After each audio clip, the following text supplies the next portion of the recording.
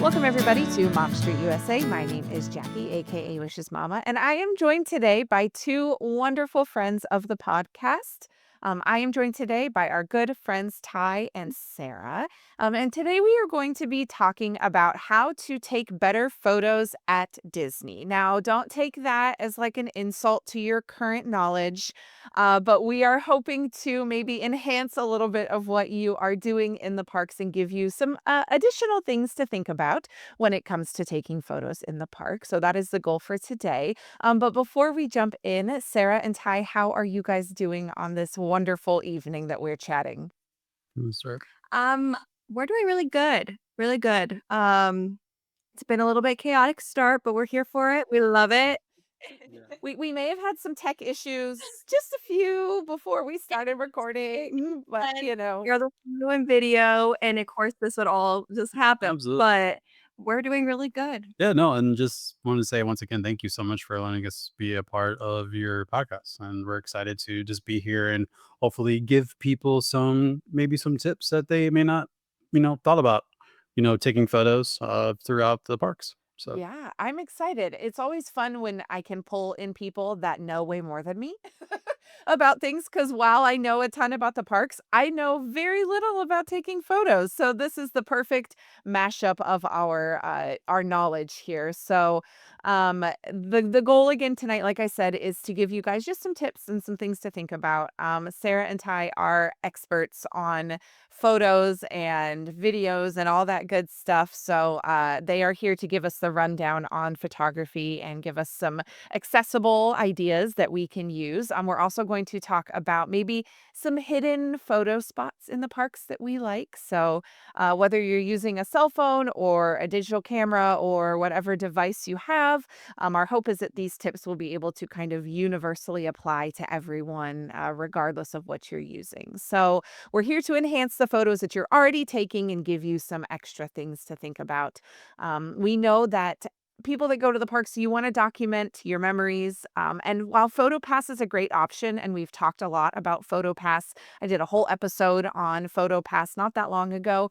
They may not always be where you want them to be, right? So we've created this episode tonight to kind of help with that. So I think we're going to start here with talking about our top 5 tips for kind of general photography information that you can apply kind of wherever you are in the park. So I will turn it over to Sarah and Ty to kind of guide us through their top 5 tips. So what do you guys have for us to start?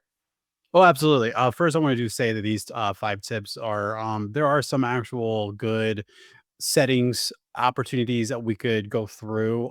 But actually, at the same time, a lot of these are kind of hitting more the mental aspect and also kind of more thinking outside the box of taking photos throughout the parks and stuff as well. I mean, personally, like our backgrounds, we shoot with a lot of talent, which if anybody doesn't know what a talent is, that's basically just like a person of like a point of interest. I have a lot of clients that I will take photos of, and likewise with Sarah, she does a lot of model photos and photography for whatever it is. So captivating people inside photos, but also enhancing it is very much of our forte of doing. And when we go through these parks, even though it's like our downtime, we still tend to take what we learned from that and apply it to our normal photos and videos that Sarah and I will do throughout the parks. And which is great that you have us on because then that's what we could actually share it to everybody and not gatekeep the beautifulness of it. So, No uh, gatekeeping allowed. Never. no gatekeeping. So, yeah, honestly, we could start off immediately. The most important thing is I have to highly like really talk about is composition and framing of the actual photo alone. And I kind of want to break this down with you, Jackie. Is it's the not only like what is in the photos, but like also the surroundings, the framing, maybe even the poses of the people in there, and even the location of it. And I actually created a little metaphor today, and that is think like a storyteller, not a tourist. Love If that. you really look into what the photo you're taking, like what story are you trying to captivate in it? And I know that sounds really um almost I guess creative or I don't know how to explain that, but like it really is one of those things where like even if it's just like taking a photo of one of your kiddos or your significant other or even just like yourself like as a selfie or whatever, like what type of story are you trying to portray? And so really what we tend to do is not only shoot different like structure or like buildings of the surroundings. I mean, obviously it's beautiful, especially like the main street and like Magic Kingdom. Obviously the castle we're talking about, a Millennium Falcon and Hollywood Studios, which is one of my favorites. Like surrounding areas, but like we're also talking about like different little spots that you could probably find in the parks, like when your family is kind of going around and like a really kinda living in that type of moment, and, that's kind of what it is why I have, like, here and, like, a little, bulletproof is, like, um, what is your kid seeing, something that is, like, maybe their first time, you know? It could be even just the, like, little thing of, like, the Mickey's, pretzel, like, for them to see that for the first time ever, and if you actually do buy one and just capturing them with that pretzel, like, it just their faces light up and stuff like, that photo is very important that you could end up enjoying, in the future. So, but there's also just different things like even like character interactions, little details, like I said, with like the snack carts, the signage, even hitting Mickey's that people tend to try to, find, and also like locations. Mhm. It's also a big thing is with what is your surrounding. So, for example, I always think of the signature like castle photo, right? Everyone thinks you want to go like when I first went, I was like, I'm getting front row into the castle. You cut off half the castle, right? And so, really big thing is pay attention to where the PhotoPass people are. They are further back. You can don't get in their way, obviously, but you can work around it and be like, "Oh, this angle is so much better for my kid, and you can see the whole castle." Instead of I have a photo of me and you see the stage because it's taller than me and then a little bit of the castle. So, just look around that, and I know it's a place where you, like, wanna take not have your phone with you and enjoy it, but it's also, like, I'm so guilty of this. I love to document these moments so much, so there's really not a bad time to pull out your phone and be like, "This will be a good moment." Them waiting in line for the first time for a ride that they're excited for, characters, just anything like that, it's worth documenting. What I think too, going along with what Ty was talking about with the storytelling, like not only thinking about the story you want to portray, but thinking about the memory that you want to capture, right? So it may, from the outside, look like just a picture of your kid with, a churro in their hand, but maybe it's their first ever churro they've ever tried because you don't have somewhere near you that sells them, or, whatever it may be.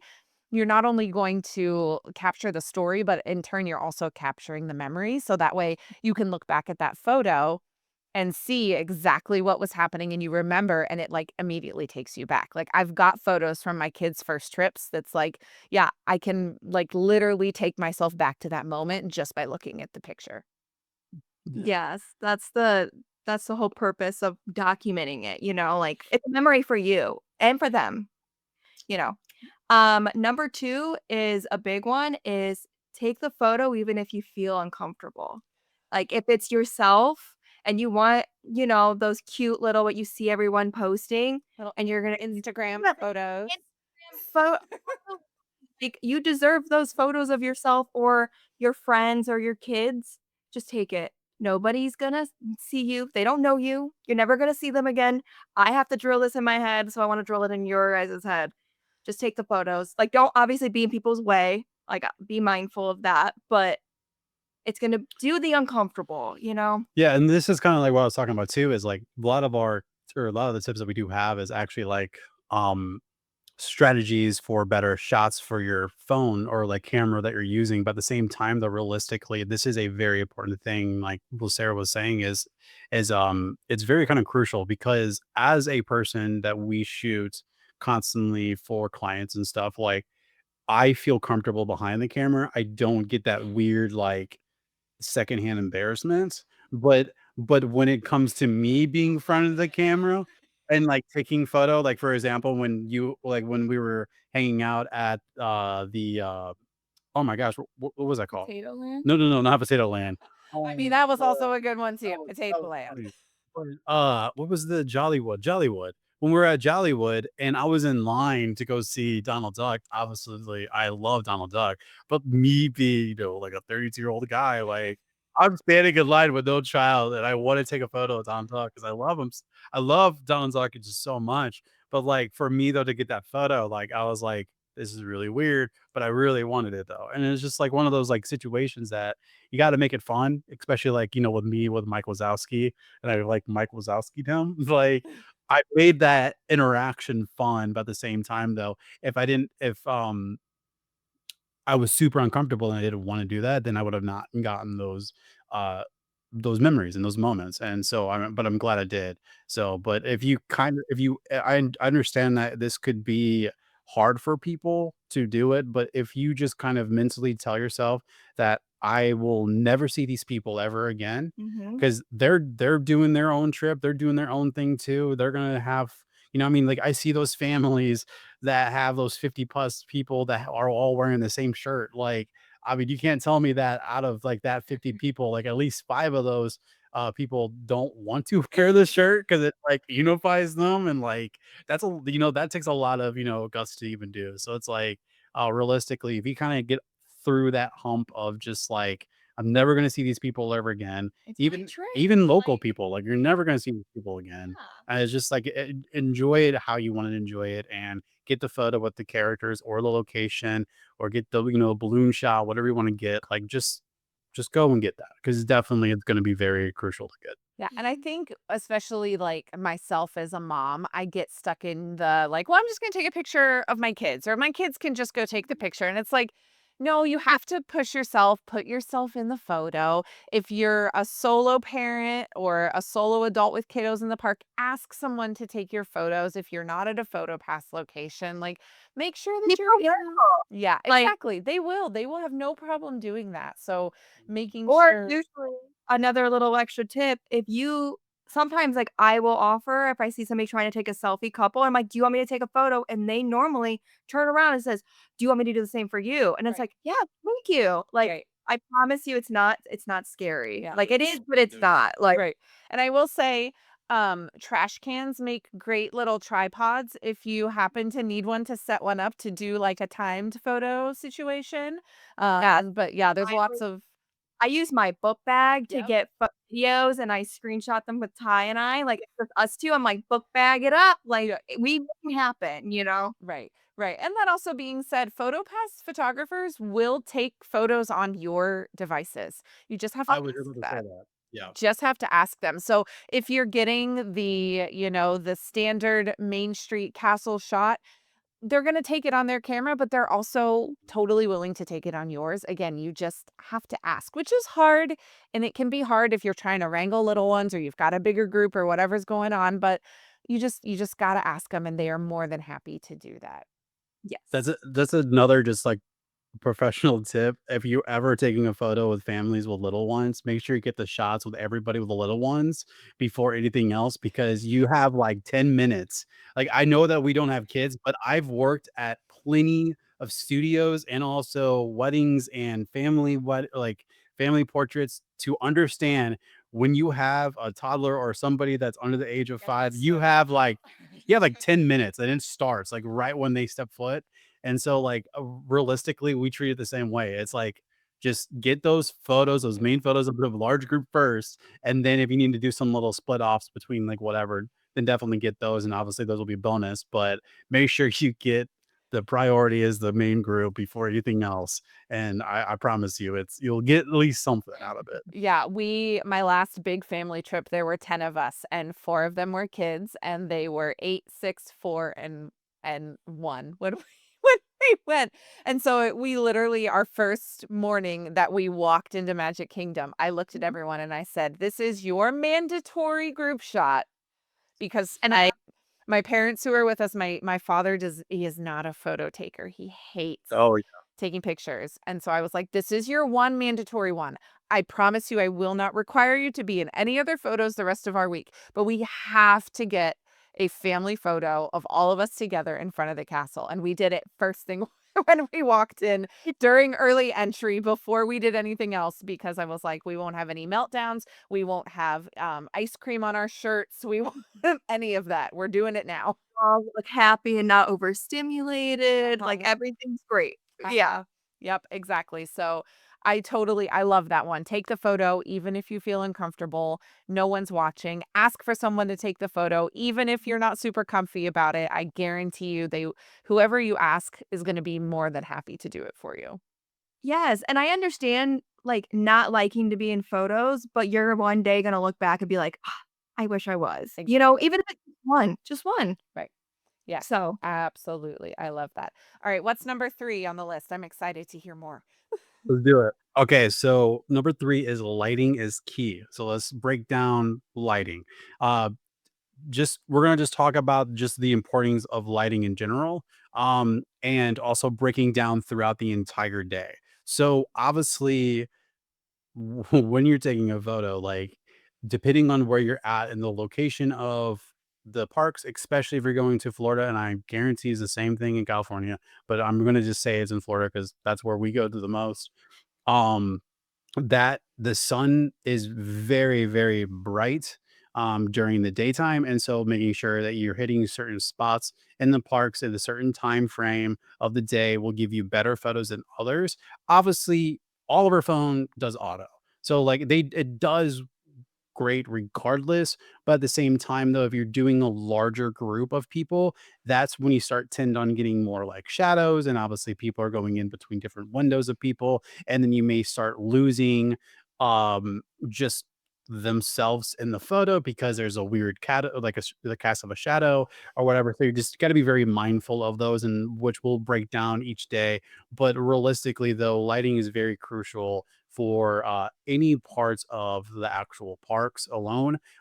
So let's start. So morning time, obviously, you kind of have more of the blue period, which is kind of the opposite of golden hour. So obviously, right when the roast drop and stuff like that, the sun's still coming up at the same time where there's not going to be as amount of like casting shadows because obviously the sun is not fully up yet. So definitely taking time on when if you are road dropping, like, that would be a good time to get some good photos here and there. Um, and, just kind of because it is more softer light, where, it will diffuse, you won't have people, like, squinty eye. squinty eyes even or anything like that. You don't have to really worry about the sun at all. So, is there anything you wanna No, I add was in gonna that? say, like, for a prime example, the lines I know the lines for rope drop in the morning sometimes can be longer because of the lighting, but when you try to go to any of the main, like, icon park shots, when it is, like, 1 or 12 to, like, 2, those lines are not long because you're directly in the sun and you're squinting the whole time. Right. So, there's a reason why I understand that the line is a little bit longer, but if there is a prime icon of, like, the EPCOT ball, um, Tower of Terror, Mhm. the castle, or even the Tree of Life or the entrance of DAC, I would try to get those first thing in the morning when it's not harsh lighting, because that's your best time, or right when the sun starts going down so that you have a good family portrait. Because I understand, like, you just wanna you see the line is short, let's just get the photo, but majority of the time, they're wearing sunglasses, you're squinting because it's the worst lighting and it's directly on you. Yeah. And then we'll kind of move into more of the midday now. So, like, this is the midday sun. This is obviously going to be the hottest point of the day, especially if you're going in more of the summertime or just in general. Even in like December stuff, it's pretty warm from noon to 2 ish. But this is going to be very tricky because now the sun is completely up.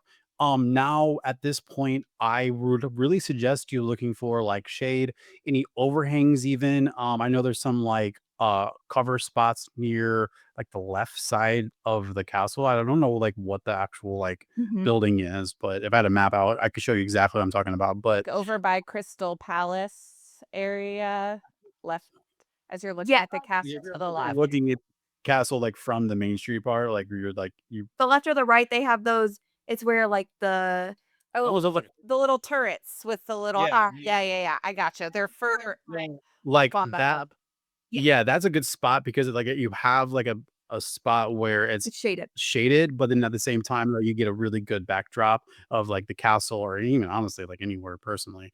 I mean, let's be honest, like, any any angles that you get in Disney is a perfect angle, and, I mean, it's designed that way, I feel, like, personally, like, if we really wanna deep dive in that, but that's a whole nother podcast.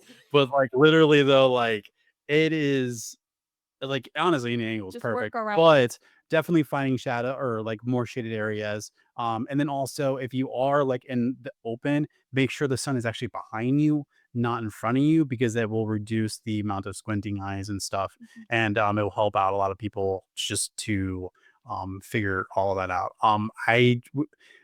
We could talk about full on locations later on that, but Mhm. other than that, though, like, really, you're kind of focusing on, like, just more shaded areas, for it, and I really that's pretty much it on that. Do you have anything to say on the midday ones?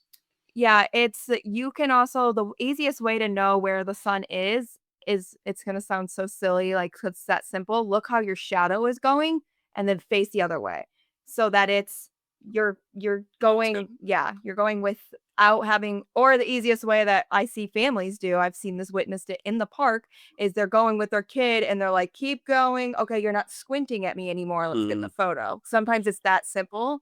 But midday when the sun is directly above you, in general, I don't see why you would wanna take because that's Mhm. when you're the sweatiest, you're the hottest, you wanna be in AC, take photos inside if you can. That's Right. just my own personal opinion because I don't take any photos during midday heat. Yeah, and I will say with that too, even if you're looking for shade though, I would caution to be sure that you are like fully one or the other. You don't want any awkward like shadow lines coming across Or like faces. hot spots through trees and stuff are a Yeah. very if it's a smaller group, it's easier to maneuver for that, but if it's a bigger like, it's a family of 5 or something, one of them hits it, you're like, "Well, that kinda ruined. I Yeah. can Right. see it." You Right. know? Or like you've got one person that like the shade line is like across their face and you're like, "Oh man." So just like Yeah. be aware of the space when it comes to yeah, depending on how many people you have or even if it's just a smaller group, making sure that you're like all in the shade or all not in the shade to help like if you do end up going back to do any editing or anything like that, it'll make your life a whole lot easier if you don't have to mess with lines from shadows. Yes. And then we have 2 more moments of the day. Obviously, a lot of people's favorites and also our favorite, one of our favorites actually is golden hour. It's exactly what it means. This is the moment of, like, sunset where you have roughly technically, you have, like, 45 minutes, but, you have a roughly 45 minutes of this beautiful sunset moment where, you get beautiful soft lights, the rich colors, and little to no harsh shadowing that's happening. And these moments right here are like if you want that more just cinematic look or even just that I call them moody vibes. This is your moment And and you have like 45 minutes to get on. and But at the same time though, it's good. everybody looks good the Yeah. magic hour, a Yeah. golden hour. Yeah. Like, it is, like a diffuser on your skin. It is the best time to take photos, or even if you just want pretty photos of, like, the castle or, like, a window, it's just the prime time to take photos, so this is when I go have fun, like, during this Yeah. time. Yeah, my Absolutely. my first solo trip, on the first day I was in Hollywood Studios and I like, wasn't paying attention at first and like golden hour started, like I could feel it because I was standing in Galaxy's Edge and I was like, "Oh, it's my time." And I was like hanging out with friends. I was like, "I'll be back. I gotta go." And I like ran to Toy Story Land and got a bunch of photos and videos and ran back to to Galaxy's So Edge and because it was like anybody I have a window. I gotta get them in. No, you're cute. if you want like the best moment, depending on the cloud coverage, this is a crucial tip for anybody who's listening right now and also watching the post version of this. Look up when is sunset Mhm. and then add 5 to 10 minutes after it. And now 10 minutes, if it's clear skies, you will get the ultimate golden hour glow. If it's a little bit cloudy, 5 minutes. Mhm. And if it's really cloudy, hit it exactly on sunset.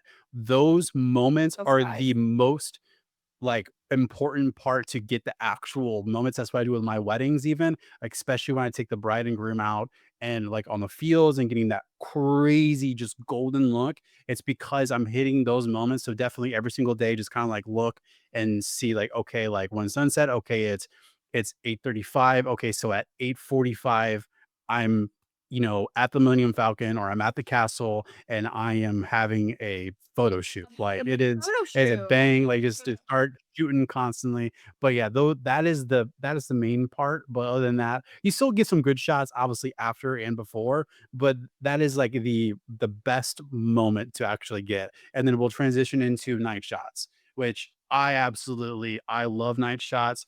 Um, but at the same time, though, you have to make sure where the light's coming from. So what I'm trying to say is like go to places has like up lighting or even like a lamp like on Main Street. Like definitely utilize lights that are like even from signs, like especially like Tron. That is a beautiful place that you can shoot some stuff at. And a quick tip for that, because I know most people in general use their phones when Mhm. they're not professional cameras. When you're doing night shots for iPhone or for Galaxies or anything else, you can control the auto setting of the exposure. Click that down, Yeah. because if it's regular auto, it will, what is it called? Like, overexpose Mm, the pretty lights that you're seeing. So I always, for night shots, I push it down and you get the actual authentic, like, here's the glowing blue, or, the prettiest park, in my opinion, is Hollywood Studios at nighttime. It is just the vibe, but you can't get the pretty neon signs mm. when your, exposure is on auto. So just click that little, what is it for you? A sun or a light I was bulb, gonna and just say, yes, tell us how to do that. Yeah, so on iPhones, technically, if you click, like, for example, when you click and you see that, like, orange box So you're that pops looking at up. whatever you wanna photograph, and you're Yeah. gonna tap your screen When and you the little click it and you see that little the square box pop up, on the right-hand side of that box, there should be, like, a dial. If you actually dial it down, it will expose Yep, down the actual exposure of what you're shooting, yes. and Mine's opposite. Mine's a little circle that you drag left or right. mhm, That's why I was like, I don't know for iPhone. and then you just so, click it. You same just thing, click it. tap the screen and look for your Yeah, little focus thing and look. And exactly. then I'll have Tyler correct me, but for Galaxy phones, you can lock it at that exposure. So, like, during fireworks shows or something like that, you can lock it.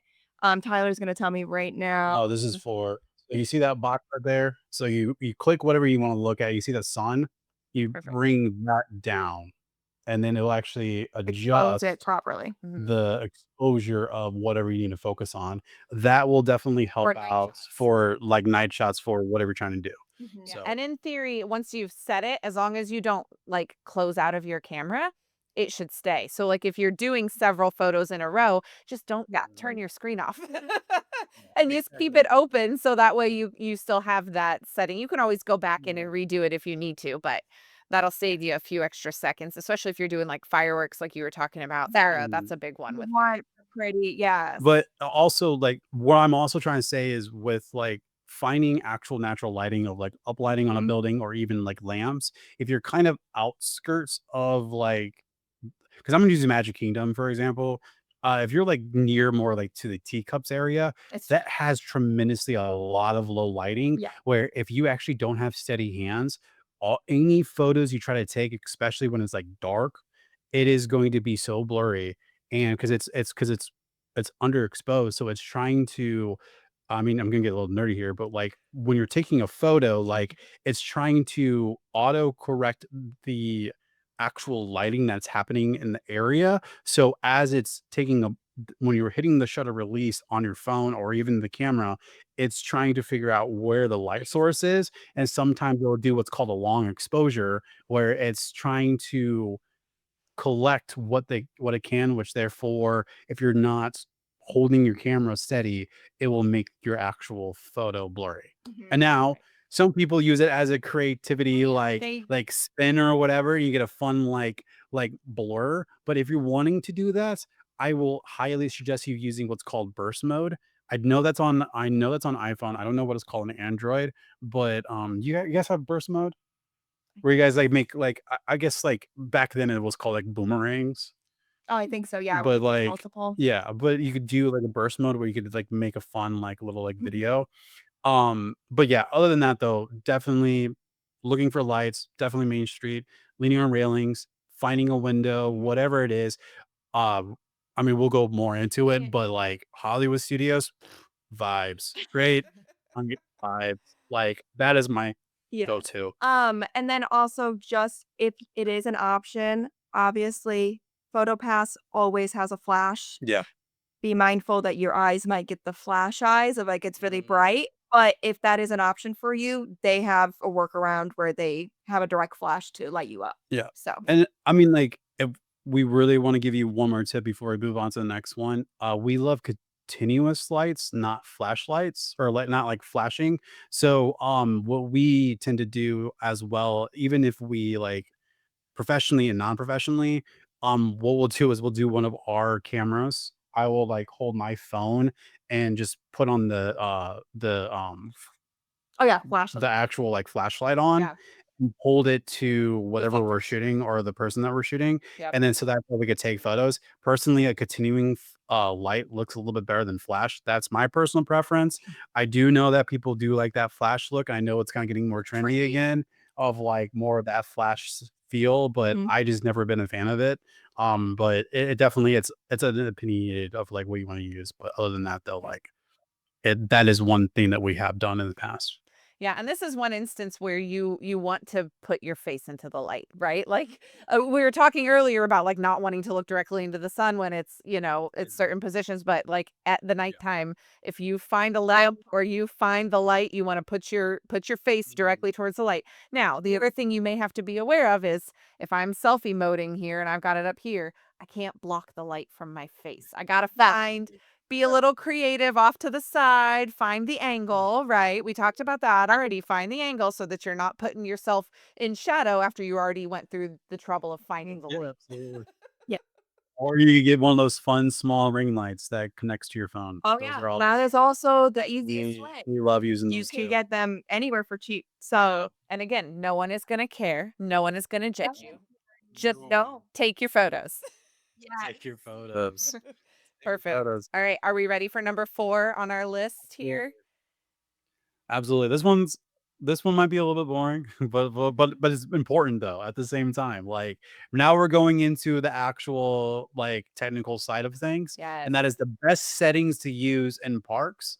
Um Mainly we're breaking down more on the phone or on the phone side. Mhm. Yeah. Um Because if we want to talk about professional is if we want to talk about cameras, then obviously I could give Jackie like a little like cheat sheet and people could like go through like Canon and Sony's because that's what we use. But like Perfect. realistically though, we're using this for like average Joe, just the normal families that are coming. Let's talk about the actual or settings that even you would like like to use for your real phone. fast, like not professional, but like point and shoot, Yeah, you yeah, can but even those set it as auto but and be fine with it. but Like, those don't even have really good low lighting, so you need to have lighting. okay, That's the crucial part. okay. But yeah, okay, so real fast, obviously, the best part of phones is it has a really good auto technology, which has been really nice, especially now with like Apple, they're doing really well with just their auto aspect. So making sure to have the audio auto on, but if you want to kind of get a more involved with that, you really want to throw in it's called HDR, which is basically just high def revolution or resolution. That's all that what HDR means. Um I think newer phones, they have different versions of that, but realistically though, if you want to kinda get it more in the professional aspect side instead of using auto, you can use HDR. The only thing is, the caveat to that is you gotta make sure it has good lighting, and so that's the difference is because, like, even if you do the whole, like, "Well, Ty, I use portrait mode." Cool. That's cool if you use Yeah. portrait mode, but once again, portrait mode, you need to have better lighting. It does not work in low lighting. And Right. I It'll know it literally yell at you. It'll say, will like, yell at better you. lighting, find better Yeah, lighting. yeah. So it's like, cool, you could use it, but you're gonna need someone to hold like a light or you be Ring under a light, light yeah. and like isn't like that's cool. Like honestly, yeah, portrait mode is amazing. And I am like stunned for the photos that it could do, especially for like how it is and the capabilities. It's just like it's exactly what I do with my phone. And now I've personally upgraded where now it does it on the video side. I'm just like, this is this is It's insane that I'm insane. getting, like, the same f-stop as I would for my camera. Mhm. Like, my $3,000 camera, I'm getting the same thing on my phone. I'm just like, this is wild." But anyways, definitely HDR. If you wanna do that, that's cool.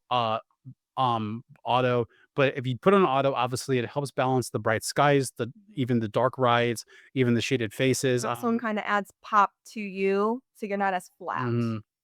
So, but then the next tip on that of the settings is live photos And or motion motion photos. photo is on. Sarah is the queen bee of this. She absolutely loves having the live photo on. And basically, if anybody doesn't know what that is, I'm sure everybody does, but if nobody knows what that means, that basically means is when you take a photo, it like records Like 3 like the seconds. first 3 seconds of the setup, and what you could do, though, is you could play back those 3 seconds and pick the frame that you wanna use and save it as a photo, and so now, not only you took a photo, but if you don't like it or maybe, like, you accidentally got your eyes blinked, you can literally go the next frame over, Mhm. and you could actually take that photo part, and so now you're basically getting double the work on Yeah. that, and, You can what also save the cute little video that it makes, yeah, and it's absolutely. adorable, but you never miss a moment, Yeah. especially with young kids, or if you're like, you blink and you're like, "Oh, no, but I really like that spot." You go back, you're like, "Oh, never mind, I'm good." Yep. I am very like, please have your live emotion photos on because you especially if you don't like being in front of the camera and it's a moment where you're like, "Oh, let this be over with." I guarantee you in somewhere you're looking at the camera smiling, like, "We Yeah. got the photo." Yeah. I will warn you though, if you're someone who struggles with space on your phone, live photos do take up a lot more space. So be sure to go back through and That's very true, yep. but I live with it on, so I deal Yeah. with, like, Me clean up my yes. phone, but But just be warned that they will take up extra space. So like if you're someone on and you're on your trip, right? And you want to make sure you have enough space for all of the memories, just be aware of that as you're taking your live photos. I very definitely quick. agree. Leave it on, Yeah. but just be prepare your space on your storage Yeah, for all of I those photos. I am very known to Ty and I will be on, like, the Skyliner, we're like, "Alright, time to back up all of our stuff so we can erase it all so we Yep. have unlimited space to capture things." So, yes, definitely make sure everything's backed up because it does take up room, but you'll never miss a moment, which is key. But then obviously the next one, young millennial self, like as who I am. Obviously we used to call it boomerangs, but the burst modes, these are really fun to have fun little burst moments. One of her friends loved doing like the cheering Oh, one. yeah, the She loves the Like like cheer, like cheers. yeah. yeah, but a great moments for those are like the parades, fireworks, even the fireworks reaction of your kiddos or just your significant other or whoever that's with you or just maybe yourself. Mhm. Like it's absolutely amazing. And also ride photos. Those are really fun, especially when you're like maybe like on Tron doing the launch off or you're like me. Oh, you can't have the phone on there. I was like No. me on the flight of passage, Oh, no. freaking out. Woo! That was funny. You remember that day? Yeah.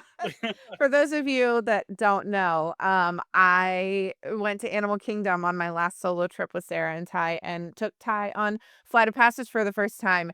And it was better than watching my kids on that ride that first time because he was That was just like pretty funny. everything that happened was like, ooh, oh, ah, oh, look at that. Oh my gosh. It was great. It And was like it was then perfect. he is terrified of heights, and so we're both Jack and I are like, "Oh, just look down." "Oh, I don't like that. I don't like that." Yeah, it was It was good, so but, like, good. those moments, though, are amazing, the it's a weird the only way to describe a burst mode is it goes forward for, like, 2 or 3 seconds, and it goes and then it, like, reverses back, so it's a fun little video, like, moment, it's not really, like, technically photos, but it You does can still but you save still a frame. save a frame, Mhm. and, like, a lot of people tend to do that, another thing that, like, Sarah lo or, like, these are good moments for, like, I guess, movement photos Mhm. because, Sarah and I will use this a lot where, like, we'll, like, put it up on a tripod or a trash can or just on our book bag, and this will be a good moment where, like, I spin her on Main Street or, or we do a little like, dip in or dip out type of thing. Like it's really fun to have more of those like creative moments, but we will take the frames of a photo that we like and we'll, save it. And so there is still technically photos, but at the same time though, it does save more as a video, but it's just a more funsy, creative way of getting more of the movement style photos that you want to Mhm. take. Yeah, I love that. I will just say though, be sure that if you're doing things on rides, that you are kind and courteous to the people around you. Please do not use your flash where you shouldn't, all those good things that I know our lovely listeners here at Mom Street would already think of, but just a little reminder that you want to be courteous to everyone that is around you. And that includes things like fireworks too, right? Nobody wants a bright flash in their face when you're trying Oh yeah. to take pictures of the fireworks. So just be aware of what your flash is doing. Maybe make Oh sure that you know where that setting is because oftentimes a lot of our phones are just on auto for the flash. yeah. So just be aware. Yeah. That's Which my I've PSA. never like, my thing is I never understand why people this is why I don't know why this is why I'm so despise Flash. I don't it's hard to say it in a nicer way, but, like, He gets really when somebody takes a video and they have their flash on, like, you're reducing your quality of because it's dark and dim in a way, so it's like you're not able to see the video or whatever you're trying to do, especially I don't know, I get so annoyed by it and, like, just like, "What are you doing?" And sometimes it's on auto and people don't. I know, but, like, when there are people behind me taking a flash video, I'm just like, "Really? Like, are you" Well, and especially because and we're not gonna get too much into, editing, and I know we're gonna talk about that a little bit here in a Yeah. moment, but there are so many just auto edit options Mm, on phones that will fix everything that you think you're trying to fix by using the flash. Yes. So, like, it's just unnecessary, and you're gonna get, like you said, so much of a better quality to if you don't use flash and then you go in and just do a couple little tiny edits, it's gonna turn out way better for you. yeah. Yes.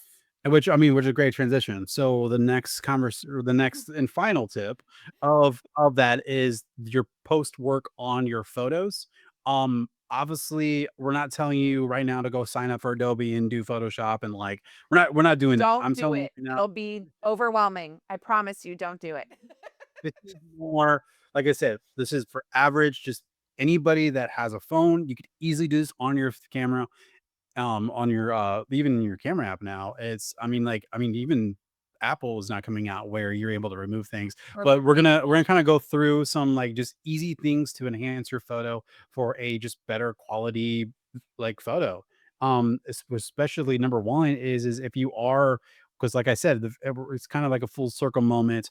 The first tip was composition and framing. Well, one of those things that I'm talking about with composition and framing is making sure you know what's around you for the surroundings. Mhm. So if you are in more of the like more like main interest of like for example like Main Street where that's like a super hot spot because obviously that's like kind of the heart of MK where if you're trying to get a castle shot or whatever there's hundreds of people around you. There's so much things that are happening.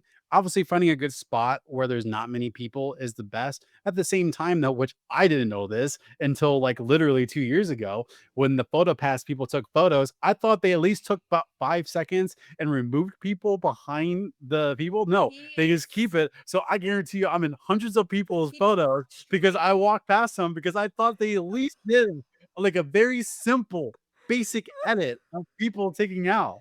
I thought, I guess, like Nice. Disney, why are you cheap? Why are you cheap like that? Okay, but also to play devil's advocate with that, do you know how many hundreds of thousands of photos are taken across Disney property every day? Like, Right. there's It's absolutely no way they can What even mess with them at all. what he has thought was that day of, they would take a empty shot of the castle from those angles, and you just and composite then they move. just how they can add the little magic thing? Right. He's like, "No, they don't do that." I said, "No, why do you think I always smack at you when you're, you know, walking directly behind people?" It's like, "You're tall. You will Yes. in." Now I feel really bad.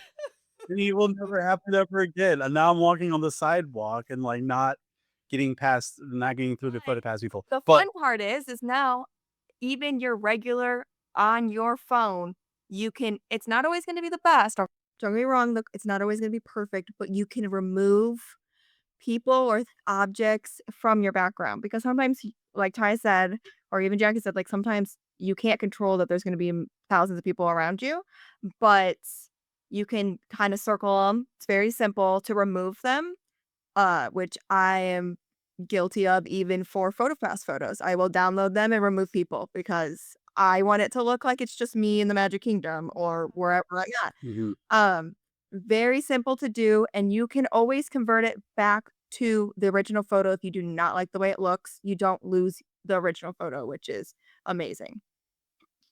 Another quick editing thing is you can also click just auto. Even if you take a photo in auto, you can edit in auto.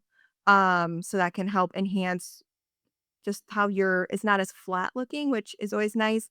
But you can also go through the brightness, adjust, light, balance, contrast, all of that can help just improve a standard phone photo to just a little bit extra, which I always recommend. But if you don't have the time or want, it's not necessary. Maybe if there's a few that you want to print for yourself for like a memory book or anything like that, then that's when I'm like, okay, go through and do a little bit of an edit. Somebody asked, are there even free edit Um, fees? Which there so is. there is. You so I use the phone version of Lightroom. You can do a free version of that, Mhm. which you can do presets. You can do all of that. It's easy to learn and it is free.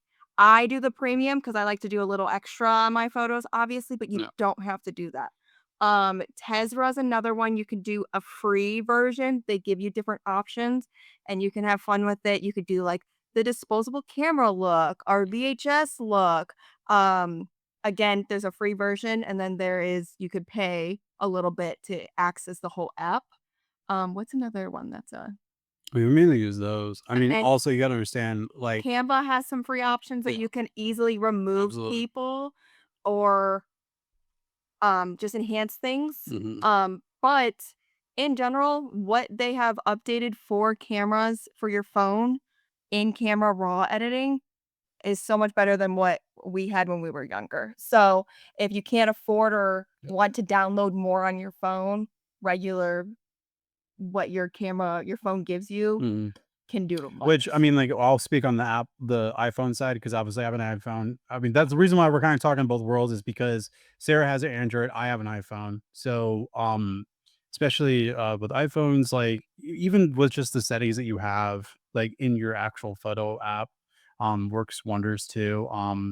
They are, just tremendously better than what I've experienced even, 'cause I jumped ships from iPhone, I think when it was iPhone 5 came out, and then I had a Galaxy phone up until, You drop my job, like, 4 years ago. They were like, "You need an iPhone because they did a lot of, like, group stuff, but that's a whole different story.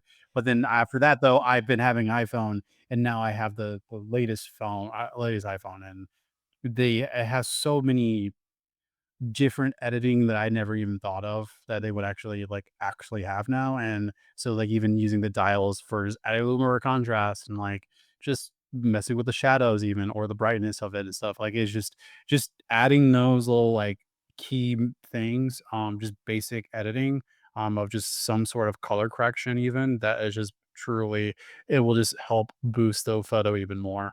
and another thing for this is my photo side of me talking, but people on like Etsy or on private Facebook groups sell presets, which they're not that expensive. It's like some of them are only like Mm. $5 and then it's for yours forever after that.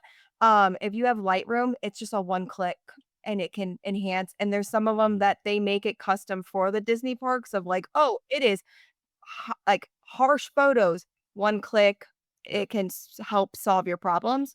If that is something you're interested in, I do know a lot of people on you can just like look it up on Google. They sell presets for really cheap that can help you take a regular standard photo and just enhance it. Yeah, absolutely. Yeah, if you want either of those apps, I'll make sure to include them in the show notes. So check that out if you're listening to us later on down the road. And the good thing is with all of those, like even if you just wanna mess around and, like, figure it out and play with it, you can always just undo it. You're not gonna cause, like, permanent problems to your photos. There's always an undo option. So, if you wanna just, like, mess around and see what does what or those types of things, that's what I've done and just kind of figured out, like, what looks good and what doesn't. But mostly, I just use the auto edit. Like, if I'm taking a photo and I'm like, "Ooh, it looks" like you said, Sarah, the way you described it was perfect. It just looks a little flat. I just hit that auto and it just, like, just tweaks it the tiniest bit, but it looks so much better. It looks how you see it. Yeah, When you do a little bit extra, you're like, "Oh, that's how I remember it," not as flat that the camera gives you. right. And then another thing which is nice is you can copy your settings and mass post them. If it's like an auto, like for Lightroom, I can copy my settings, save my setting, drop it on all my photos, don't have to think about it, export, and I'm done. It saves so much time. Um, but yeah, auto settings on your phone Mm. can do wonders. Yeah, and if you guys need help with settings or, like, want more on that, just send me a message. I can put you in contact with Sarah and Ty. They know what to tell you for what I have asked Ty, "Hey, what should I set my camera at for the videos and stuff that I wanna take?" So, like, literally, And gotten compliments on your live stream too, like, I yeah, well, know, it's good, good stuff. Always, always willing to help, even yeah, if it's a absolutely. quick, like, "Hey, I am trying to remove this from the background and it's not Mhm. working." Like, I understand the frustration, but I do it for a living, so, like, Right. Yeah, I and got I it. mean, like, which is it's fun because for her, she's obviously the photography side, and I do I mainly do I actually 100% of my work, I do video only, but I mean, it's both of both worlds. Right. So it definitely is, like, for even for me, like, when I take a photo, like, even for ourselves, like, when we take photos at the parks and stuff, I immediately jump in and, like, crush a little bit more of the blacks, because obviously when it's super sunny outside, your the colors of just even in your photos and stuff, it gets crushed by the sunlight, and so you just bring it back the color tones and stuff, and just knowing the basics of that. I mean, which obviously we did go to school for that, so like we just in the back of our memory, we do that just second nature now. But realistically, like Auto does if it. your photo, like yeah, it's like the auto is pretty good with it, but just make sure though, like once again, it goes back to lighting. Like, it's better to do an auto, like, correction when the lighting is as best in that situation. If it's overly exposed or even underexposed, especially with the underexposed photos, if you click auto, it's going to boost the brightness up, which if you have more of, paler skin, it will, make you look like a light bulb. So, like, I just wanna let you know, like, it's just you gotta be careful with the auto aspect of it. So, like, you may wanna do that manually if you're in more of, like, an overexposed area, but if or I'm sorry, when it's underexposed, you wanna make sure you exposure properly manually, because that can happen, and, so just throwing And that out. the biggest, like, no one told you this, but if you really like it and you cannot get the auto lighting setting looking good, the easiest trick is turn it black and white. It's gonna always look good. That is the easiest way to know. I love that. Oh my I'm gonna be gosh. real honest with you, if somebody is doesn't give you a photo in color, and they like the photo, it's because they couldn't make it work, so they turned it to black and white. Yep. That's But amazing. sometimes it's just a creative choice, but Right, right. there were some photos where I'm like, "Oop, I like this moment with, even my niece and nephew, but I cannot, it's like the auto is just not working or I can't fix Yeah, it." the colors are way off. Or the color's way off, black and white. I'm like, "What a great memory that was, Steve." So, little tip for you. We I do love that all the time.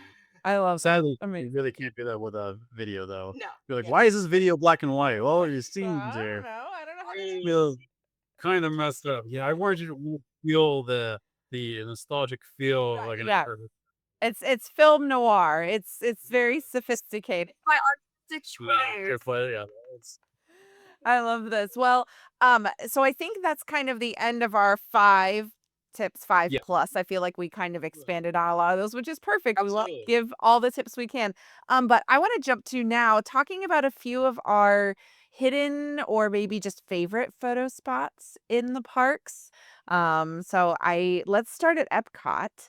One of the ones that I picked out on this list here is if you are in the International Gateway area, the entrance literally right after you walk through those gates, if you are, like, looking to the right where the water comes through, I love that spot. I don't know what it is, but especially during Flower and Garden, they've got all the really bright colors there. I have taken so many videos there, just like random B-roll. There's also usually ducks there, so, like, Disney ducks, yeah, you're good to go with that. So that's one of my spots at Epcot that is kind of hidden, but again, this is just there are so many spots in the parks, it's hard to pick, but that's the one that comes to mind when I think of Epcot for me.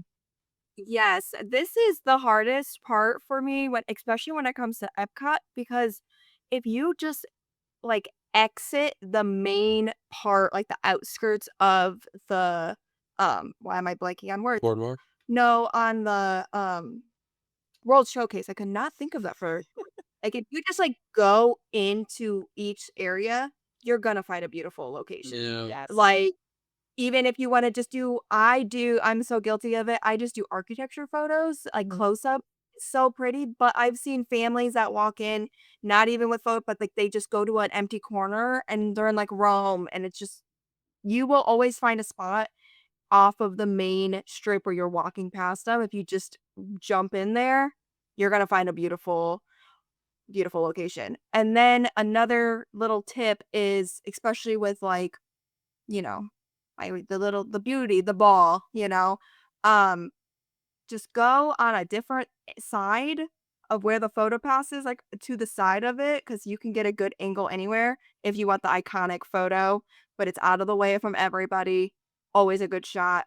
Every time I go to Epcot, I have a photo zoomed in of the beauty herself. She doesn't change, but I'm like, "Yay!" It just So many so many photos of Spaceship Earth on my phone for absolutely no reason other than I take them every single time, daytime and nighttime, every time I visit Epcot. yes, it's just an automatic, like, "Look, the beauty," and it's Yes. just Yeah, I Yeah, I agree. mean, like, I mean, for me, like, I mean, you pick any country in Epcot and it's perfect. And like for us, like the last time we were there, we were just finding just some just nook and cranny like spots that Morocco is there where was like zero, like literally like zero to like little to no people at all in these areas, and we were just getting just banger shot after banger shot of just these beautiful just shots. And especially for architect there, like it just looks like you're there. I mean, I have like hundreds of photos just in my phone just from like the things that we capture. Um, but like honestly, I'm kind of with you, like the even the outskirts, but even taking a step further, like the side where you could go through the actual boardwalk, like I know it's technically not an Epcot, but it's tank well, I'm considering an Epcot.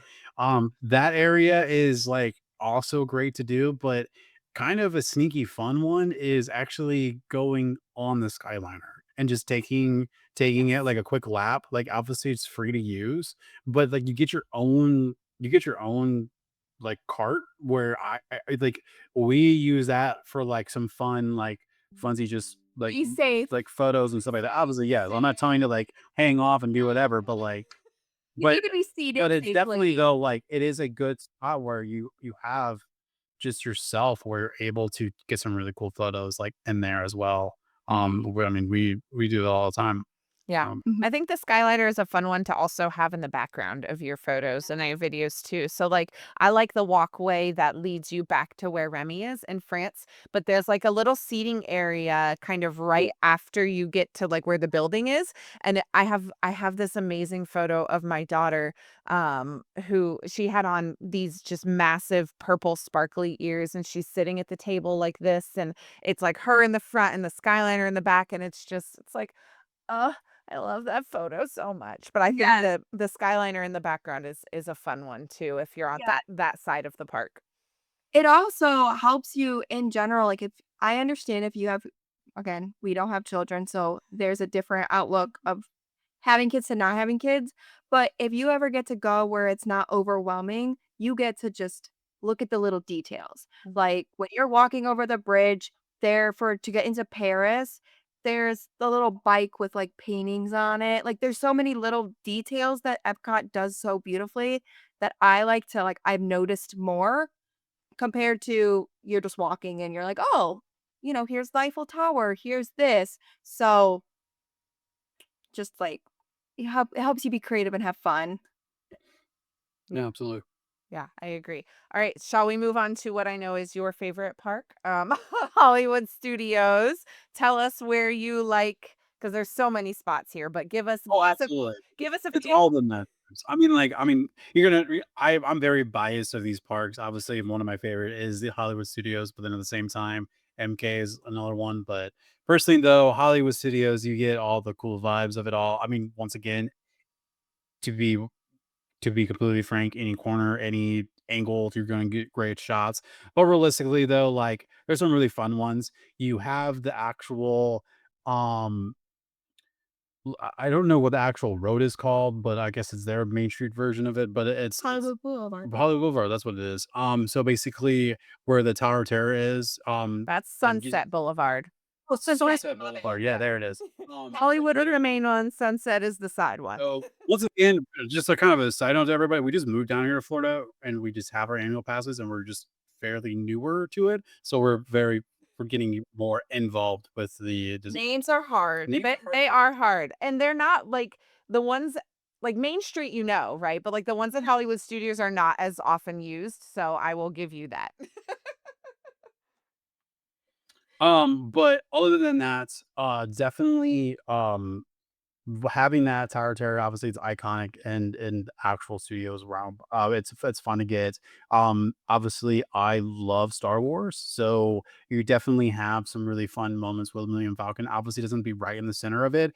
Normally, I would tell people to go on the back end on the right hand side, but because they are doing so much construction now, I think they put a character meetup over there, Chewbacca is there now. and so it's kind of a no go over there now. But you go up the stairs in front of the Millennium Falcon, there's like little seating on the left-hand side. You get a really cool shot of the entirety of a Millennium Falcon. At the same time, there's like no one normally there, which is also really good for that. That would be So like near the entrance to oh gosh, and the quick service name just totally escaped me. Docking Bay 7. It's absolutely. right across the entrance from there. I was gonna trust you. You could have said anything there, and I would have been like, "Yep, I I s I messed up Sunset Boulevard. I didn't even remotely try what that was called." Quick service. So I was gonna be like, "Yep, that's what it is." Yeah.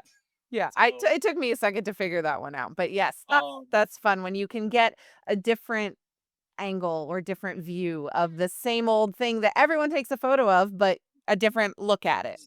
You could also get, yourself, your family, anybody against that railing, and you could still see the Millennium Falcon in yourselves. So, which is also a beautiful little Mhm, Yeah. thing. absolutely. Yeah, I I love that. mean And I will say that one of my favorite things that they do, and this is not like a unique one, but like the nighttime lightsaber photos that they do are amazing. And I will say, I don't think enough people know that there are PhotoPass people that have lightsabers that you can use. So if you're not someone who has splurged to buy one or you don't want to have your kiddo carrying theirs at the park or whatever it may be, there are specific PhotoPass people that they're typically across the way. They're either at the Millennium Falcon or they are down towards the milk stand across from Oga's. There's like a little doorway that they like to do those in too. But they have at least two different lightsabers that you can borrow for your photos. So Mhm. hunt them out and just ask them. Again, you gotta get out of your shell and ask. I know we talked about this earlier. It's not always the easiest thing to do, but you just gotta ask them because they typically have them that you can use, and we did this with my daughter when Oh, that's cool. she was too short to ride Rise of the Resistance, and Well, my son and my husband were off riding, and I opted out. I opted to stay with her, and we walked through the marketplace. She bought a Loth cat stuffy and then went and had a lightsaber photo shoot with her Loth cat, and it was like Very cool. 10 out of 10, amazing. So, even though it's not a hidden one, I think a lot of people don't know that they actually have lightsabers that you can borrow.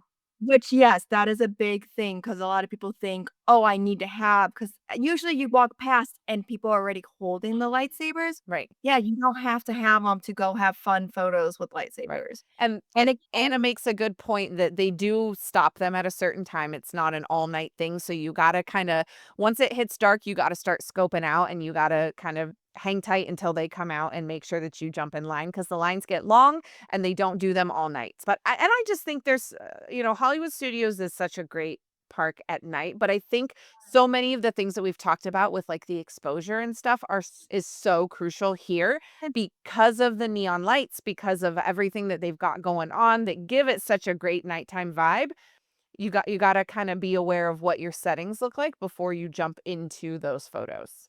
and another little tidbit, if you go during the summer when it's the busiest, most of the time, Fantasmic has 2 shows, right?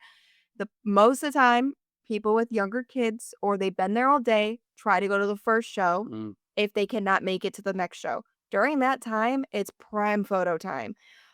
Toy Story at night or at sunset, amazing. All the lights are lit up. Obviously, the main streets with all of the neon signs, Millennium like Star Wars, Galaxy Edge, all those. It is usually people who are trying to get to the first show Yeah.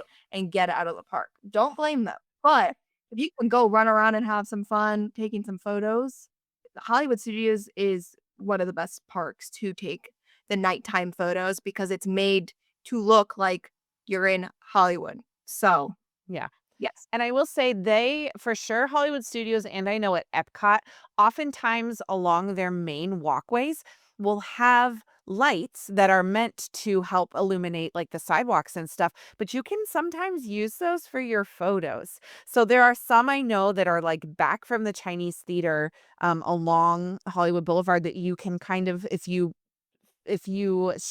structure your photo correctly, you can use the light from those lanterns that they already have that are like a little bit lower to the ground, and you can get some good shots from there too. They do that, I know for sure, out front of, we were just talking about Epcot, but out front of Spaceship Earth, they have a lot of those lanterns too, where they illuminate the planters and the sidewalks and stuff, but you can use them for your selfies. Yes. Absolutely. Love it. All right, let's talk about Animal Kingdom. One of these is mine because I love Animal Kingdom photos. I think there's a lot of fun little hidden places, but one of my favorite ones is actually if you want the Tree of Life, I highly suggest going around to the backside of the Tree of Life. So the main walkway that takes you kind of between where like the Feathered Friends in Flight show is and the Harambe Market Tamu Tamu area, if you know where that is kind of on the map, basically the backside of the Tree of Life. There are some really fun photo spots back there, whether it's for like aesthetic photos that you're taking or videos or things like that, or like family photos. There's often a PhotoPass photographer back on that side too, which is really convenient and helpful to have. But it's a little bit more removed of a photo of the Tree of Life, and there is no possible way for people to be in the background of your photo because you're taking it over the water and then the Tree of Life is right there. So if you want to get the Tree of Life photo without having people behind you, that is my suggestion for that one. Absolutely. And then the other one that I like that's a little bit more kind of scenic, it doesn't necessarily feel like theme park, but Animal Kingdom is kind of that way when it comes to photos, is there is a great walkway between the Festival of the Lion King building and the backside of Pandora. It's like this boardwalky looking kind of walkway. And there's a bunch of like vegetation and pretty plants and scenery and water right there. I like that place too to take for taking photos. So, and then pretty much anywhere in Pandora, especially if you are fortunate enough to visit Pandora during the winter when it gets light, or sorry, when the light goes away and it gets dark early enough so that you can catch some of the illuminated walkways and things in Pandora. That's always a good one. But again, you got to pay attention to those nighttime exposure settings because otherwise you will miss out on the magic that is Pandora at night. Yeah. Yes, and then one of my favorite places. It's on the right next to the Harambe, market, um, where you can go eat though, not yeah. Yeah, around the It's other the side. little Yep. yes, it's the little, Mickey Mouse, and then it has the little bike. That's such a cute little photo place that, I actually went there the first time to take a photo for my birthday, and I was like, "This is adorable," and it's, like, 3 there was, like, other people, like, waiting in line, and, like, there's no line, but it's just, like, the patient of, like it's against a wall, there's nobody gonna be in your photo, and it's just a cute little nod We vibe. really realize because like Animal Kingdom is one of those parks that we rarely kind of go to unless there's like a reason to go there. Mhm. And every single time we've gone there, we had a reason to go. Um, and um, and the one thing that I've noticed is there's a lot of like murals on the architect Yeah. that are really fun to take photos of.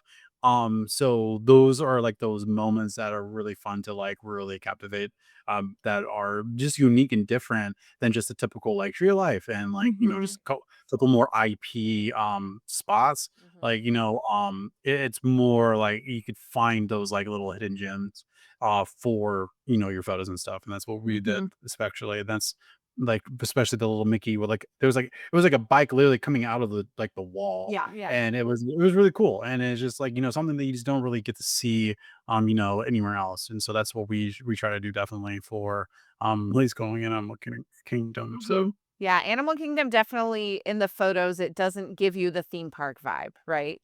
Now there are certain places that do. If you're over by Expedition Everest, you can get the mountain with the car coming out in the background and things like that. But so much of the architecture, purposefully is meant to feel like you're not in a theme park. So I think that's Yes. our fun. Most of my photos and videos in Animal Kingdom is from the safari. Like, that's just like, Yeah, I don't think about it, but I'm like, that's very hard to take, like, a selfie with family. right. Like, I don't think about that. I'm taking photos with animals the entire time. So, I was like, I don't know how to properly because you cannot stand and you don't wanna be a distraction Right. to the animals on that ride. So if you want to ever take a photo I went on this ride. When you exit, you can see the vehicles parked. Take a photo there. Like, I've taken on that exit. I asked a cast member, I'm like, "Could I get a photo with like, you're on the ramp?" But they're like, "Yeah, go ahead because you're out of the way." You can be like, "I just did a safari ride," but I would highly not try to do anything like that on the ride because you don't wanna distract the animals or the driver. Yeah, the attractions currently at Animal Kingdom, now granted there's a ton of construction going on over there, and I'm so excited for Tropical Americas to open in a few years, but the rides and the attractions at Animal Kingdom are not great for photos. They're either really dark or moving a lot, like, the safari or like Expedition Everest is a roller coaster. So, you definitely need to kind of, find some of those hidden spaces at Animal Kingdom, absolutely. Yes. Perfect. Alright, and then I'm rounding out our list here, Magic Kingdom. I feel like, again, there are so many spots You of just at go Magic Kingdom. yeah. Well, I want to kind of like break down once again, creative like spots because obviously you have the castle, you have your IPs areas and stuff. One of my favorite little tidbits is I mean, I'm bringing up another platform, so I apologize, but, like, if you use Etsy and just look up not Etsy, woo, if you use Pinterest and look up family portraits in Disney, they can show you, like, "Oh, you want a castle photo? You know where those, oh my gosh, the little statues that they kept from the 50th, Mhm. they're further back. Take your photo there. You get the whole castle. You can the people kind of blur in the greenery, and it's a beautiful location. Usually, like I said, my first time ever going, I ran straight to the front, which it's fine, Right. but you're angling upward instead of straight on, which is more of a flattering Mm. angle. Yeah. Uh, and it's not as crowded or overwhelming Yeah. because a lot of people run straight forward, where the castle can be beautiful from any angle. Yeah. But the fun ones that we always do, like in Magic Kingdom, just to make something that's unique and different than anybody else's photos, which they might be also like everybody's taste as well. So this might be it depends on everybody's taste on what I'm about to say, but we love to do like fun angles like on Main Street where we utilize like the window storefronts of like certain spots, where you're shooting more of like a 45-degree angle, or like the profile of the person that you have with you, or just whatever you're trying to shoot. We like to you utilize like the windows in the actual storefronts of like whatever it is. So we do that. And then also there's even like shots that we've done. I would love to be able to show everybody, but like I've even done like things where we've asked like the person who's holding the balloons to like hold them down a little bit. And I actually got a photo of Sarah like with the balloons behind her, of the surroundings. And like I said, I just have to ask. If they're willing to do it. Like, I didn't ask. I was like, hey, can we hold the balloons? I was like, hey, can you like bring them down a little bit so we could like kind of have a Yeah, kind of well, little they won't let you hold the whole they still have to hold them, but they are used to being asked that, especially the balloon holders are no, used to that. yeah.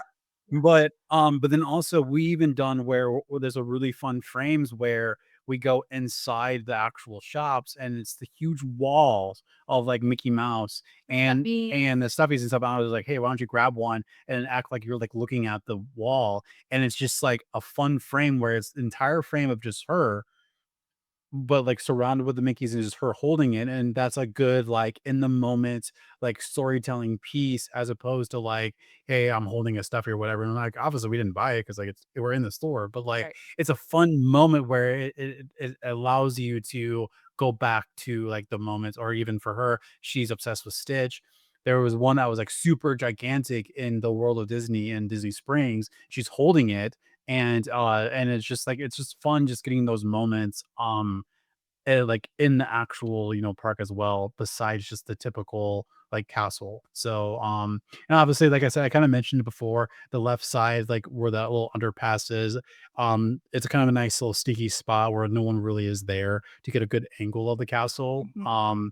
And then, honestly, one of my personal favorites is taking the ferry boat ride and going up on the second level. And when you're even if you're going or leaving, you get a fun, like, just like, really nice, like, long wide shot of just, like, the castle and just, like, the entirety of that area, and it still looks really good. Mhm. So, Yeah. And then another good one, which I didn't know about, was when the Cinderella the wishing well.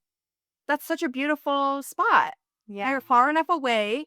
You have a beautiful you can get from the wishing well or you can get the castle and there's nobody in the background. Mhm. I was like, "Oh, I never knew this was here or that pathway." Yeah. We ran into a PhotoPass and I'm like, "Why have I never been this way?" Yeah, This was yeah, amazing. and both of those side views of the castle, I think, are phenomenal. So whether you're going towards the Tomorrowland side or you're going towards, like, Liberty Square, both of those pathways have great views of the castle for sure.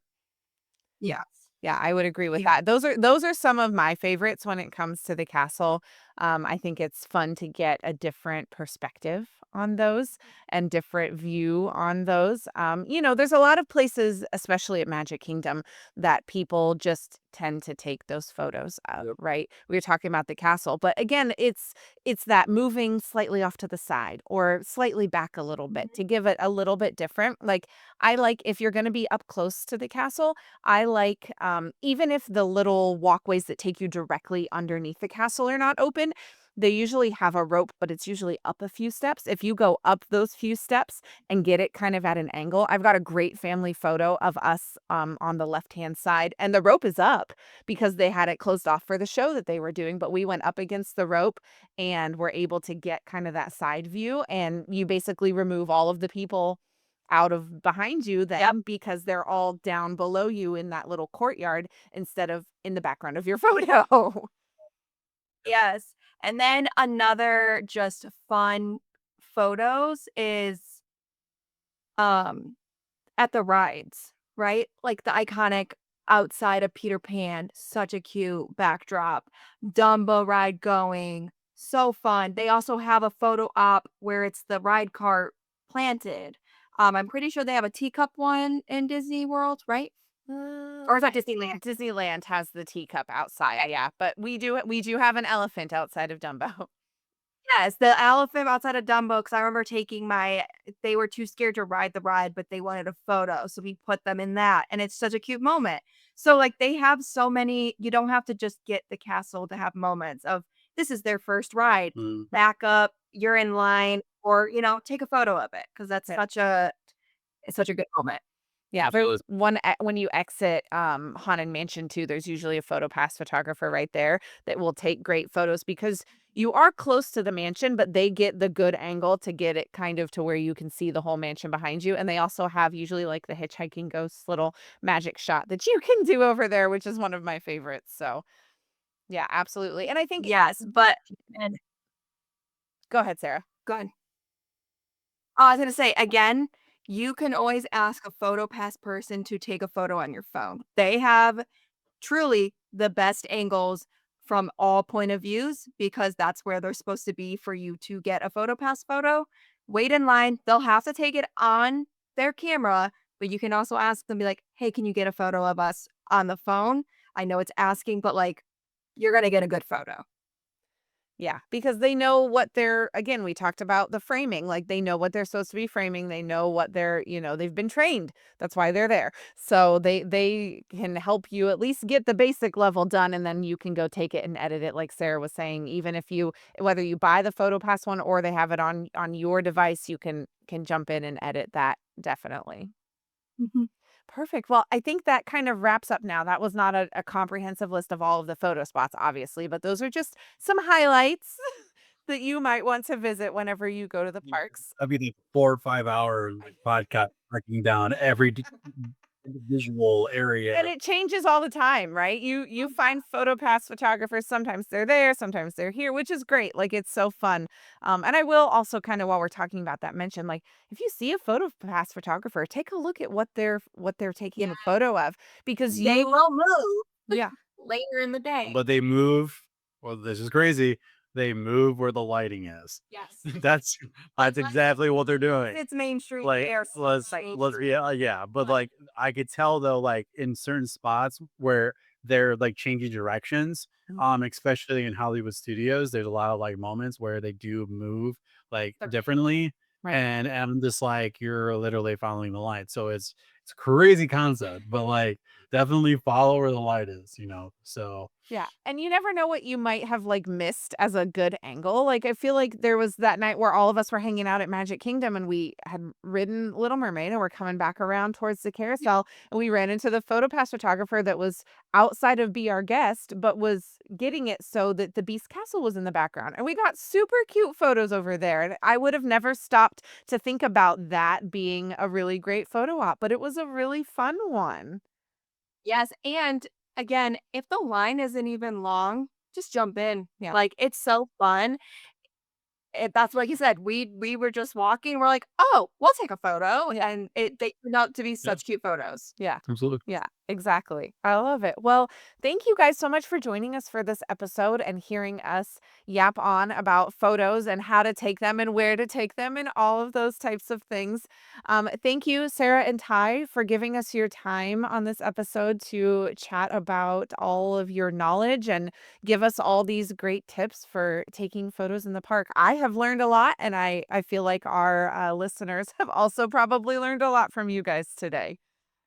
Awesome. Well, thank you so much. Yeah, and if you guys have further questions for Sarah and Ty, you can always get to them through me. But also, Sarah and Ty, if they want to take a look at what you guys are up to on your social medias, where can they find you online? Oh, wow. Okay, so we actually have You can put the links. yeah, we have a link, but we actually have an Instagram that we need to put way more stuff in. But we do have a Fall to Second Gloria Instagram that has our personal like projects that we're currently working on. If you are wanting just to follow us on Instagram, we have our own personal Instagram as well.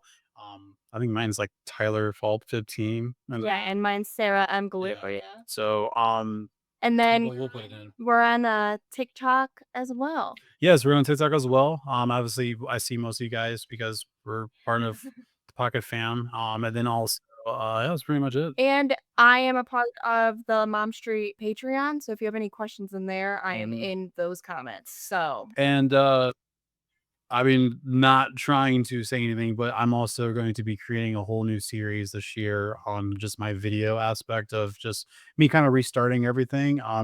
Being a part of what I've done professionally for the past 12 years. I'm kind of doing a fresh restart. And so if you guys want to go through that journey, that's cool. If not, totally understand. But like that's not everyone's cup of tea, but it's definitely gonna be a really cool YouTube series I'm gonna be creating on just me restarting becoming a filmmaker again. So I love that. That's going to be so fun. Well, I will definitely include all of those links in our show description so you guys can reach out and find them. And as always, if you need to reach me, I'm not the exciting one in this episode, but you can always find me momstreetusa@gmail.com or at momstreetusa on all of the different places. And like Sarah mentioned, we do have our Patreon account that is up and running. So that is a great place to connect with us as well. You can find sneak peeks of what's to come over there, as well as just some chit chat on there as well. I will be sure to post about the apps that Sarah mentioned earlier tonight over there, and include those in our show notes as well. And all of that being said, that is the end of our time with you today. So thank you guys so much for joining us for this episode of Mom Street USA, and I will see you on the next one. Bye, everyone.